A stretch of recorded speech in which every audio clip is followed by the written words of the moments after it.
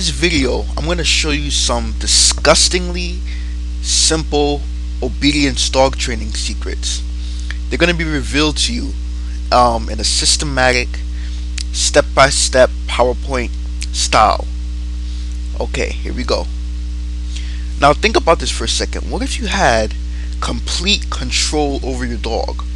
I'm talking not just think about if you had a magic wand, and with this magic wand you can get your dog to do anything that you want it to do. It just followed your lead, you can just say a few quick spells and you can just get him to do whatever you want. Think about what it would be like to have a dog that was perfectly obedient to you, that followed your every command. It would be pretty cool, wouldn't it? Now, this one thing you do probably causes dogs not to listen to you. This is what many people do. This is a practice that many people get involved in that causes dogs to do the opposite of listening to them. In dog obedience training industry, there's two types of training. There's aversive training, and then there's reward training. Aversive training relies mostly on negative reinforcement, and reward relies on positive reinforcement. Self-explanatory, isn't it? So aversive is more so you're talking at the dog, you're beating up the dog, or you're stuffing his head in pee or dung to try to get him to create a negative playback loop in his head, where he associates peeing on the floor or crapping on the floor as something that's gonna cause you to react in a negative way. Now, many people, as I just said before, they knowingly or unknowingly use tactics from the aversive model of obedience training, which is the tried and tested pick up your dog's face and just stuff it in pee sort of thing. Now, let me tell you this: the aversive model, being very brutal with your dog and very aggressive with your dog, it just doesn't work. Which is why I said that people knowingly or unknowingly use the aversive model. This is the sort of the default model that many dog people who deal with dogs, this is what they fall back on. Actually, using the aversive model has chaotic effects on the dog, and this causes them to be destructive, and it causes them to go crazy because they're scared of you. They lose trust in you. So using the aversive model, it may appear to have some sort of short-term benefit, but in the long run, it's very detrimental. Now, the aversive model is built around oppression, and is built around controlling the dog through fear. If you do this, I'm gonna hurt you in this way, or you're going to be punished. Sort of like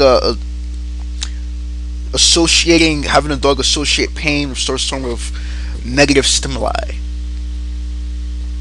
Now, fear is a partial chemical response. It's not just an emotion, but it also creates the fight or flight response in humans, and that causes anxiety. It can cause the heart rate to increase, and then when your heart rate is elevated, similar to dogs, when their heart rate is elevated, they lose focus, which means that it's harder for them to listen. And frustration breeds disobedience, not obedience. So basically, people think that if they scare their dog or punish them, that their dog's gonna listen to them. But actually, the opposite is true. The more frustrated your dog is, the less likely that it is that they're gonna actually listen to you. Now, dogs, they're not the same as humans. They don't have the same complex thoughts as they do, and they don't have the same sort of association as we do. We humans make very complex associations in their head, so they're able to associate negative reinforcement better than a dog can. A dog sees one thing and it sees it very concrete because it's incapable of abstract thought. So when dogs, when they become frustrated, they don't, they're not obedient. They become destructive and reclusive. They're always on the edge because, you know, when you punish them, it's like they view it as you're attacking them. It's like they view you as a predator. So they're constantly on the edge, worrying if you're gonna, hurt them in any sort of way. Now, you won't believe this. It has been proven by people who work with dogs that using the reward-based model for dog training is a lot more effective than the aversive model. This means the reward-based training model revolves around the fact that you reward your dog based on based on every good, correct action or every positive behavior that he does that you want him to fall back on or you want to be reinforced in his brain. You reward him, you give him a little treat, right? And this positive reinforcement, it doesn't mean that you reward bad behavior. It doesn't mean that if he pees on the floor, you give him a dog treat. No, you don't do that. But what you do is that whenever he pees in a place that he's supposed to pee in, outside, litter box, whatever you want to do, whatever you want to call it, you give him a dog treat, and this programs his mind. This creates a feedback loop in his mind that says, "Hey, if I pee in this particular location, then I'm going to get a treat." So he's going to keep doing that over and over and over again, and he's going to be free from any sort of anxiety because he's not going to be scared that you're going to beat him over the head with a bat or anything of that sort.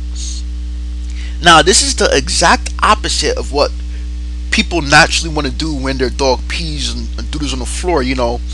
Many people, many people who own pets, especially dogs, you're not gonna smile when your dog, pees or poops on the floor. It's just you want to do the exact opposite. You usually get upset, you get frustrated because you smell this very strong stench, and it proliferates into your nose, your nostrils, and it changes your whole mood.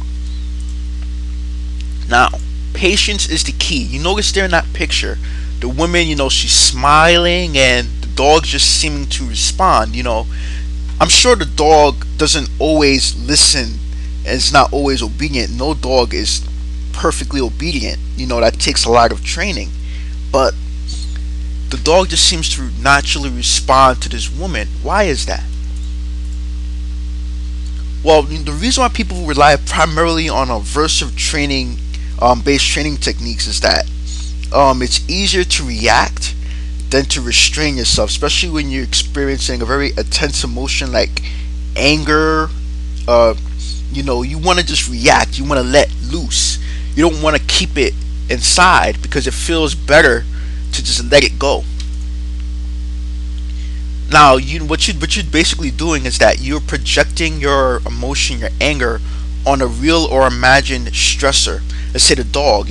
Dog poops on the floor, and that's basically the stressor. Whenever the dog poops on the floor, it creates this anger, it brings up this anger inside of you, and you just want to let go of that anger. And when you're angry, you don't think long term, you think very short-sightedly. So you just want to let go. You just want to let all that anger go, and you just want to fix the problem immediately. But the thing is, dogs don't react. They react. They're independent creatures. They may not be as smart as us, but they're independent. They're not gonna react the way we want them to react. When we throw a temper tantrum, they're not gonna automatically start acting the way we want them to act. We have to be patient with them. We have to work with them. It's a team effort if you think about it. If you're willing to work with the dog and be patient, the dog will work with you. Now, the best thing to do if you find yourself becoming angry at your dog is just to sit back and restrain yourself. Your dog is not going to respond if you take his head and you stuff it in dung or pee. It's just not going to respond to that. He's not going to respond to anything oppressive. He's going to become unresponsive, reclusive, and he's going to become destructive. He's going to act out. You don't want that. Now, the thing is, you don't want to address the bad behavior. You only want to address the good behavior. This means that anything good that he does, you want to give him a little treat. Give him some positive reinforcement, because then you're programming the positive things that he's doing. You're programming the positive behaviors, and he's going to keep doing those over and over again. And gradually, naturally, the bad behavior would just fall loose. Body language. This is very important. You see the lady smiling, and the dog seems to sense that she's happy based on her body language. Now, dogs, they don't have a brain as complex as humans, but they can read body language. When you use aversive techniques or oppressive techniques, your facial muscles contract. The inflection of your voice will change, mainly because you're just trying to put the fear of God into the dog. You're trying to scare it into submission. So dogs, they sense that. They can sense when your tone's becoming harsh. They can visibly see when you're upset, even though they may not be able to express it in human terms. They can feel it and they react to it. Now, dogs, obviously, they respond favorably to pleasant body language, and they respond unfavorably to unpleasant body language. So if you're very upbeat, you smile all the time, and you use a lot of positive reinforcement, the dogs are going to respond to that.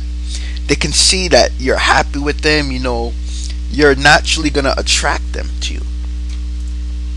Now, if I could sum everything up into one word, it would be empathy. Empathy is the source of where all good things come from, in my honest opinion. It works with humans. That old saying, give to others, they'll give back to you. If you give of your time, you give your patience, you give yourself to your dog, the dog's naturally gonna return that to you, because he's not gonna feel as intimidated. He's not gonna feel like you're constantly, on an attack. You're gonna attack him. You can never go wrong when you're being empathetic. Nothing bad can ever come from you empathizing with someone and really understanding how they feel. You also want to reward your dog as much as possible. So when you reward your dog as much as possible, your dog's naturally going to be more obedient. So when you're nice to your dog's going to be nice to you, sort of a thing. Tit for tat. Would you like more dog training secrets? This is only the proverbial tip of the iceberg. If you click on the link below, there's some very useful dog training tips that I think you would personally enjoy. Just all you gotta do is just click the link in the description, and you learn more dog obedience training tips. The URL is here if you want to copy it verbatim, but I prefer you if you just click it, click the link, click it in the description, so there's no transcription errors.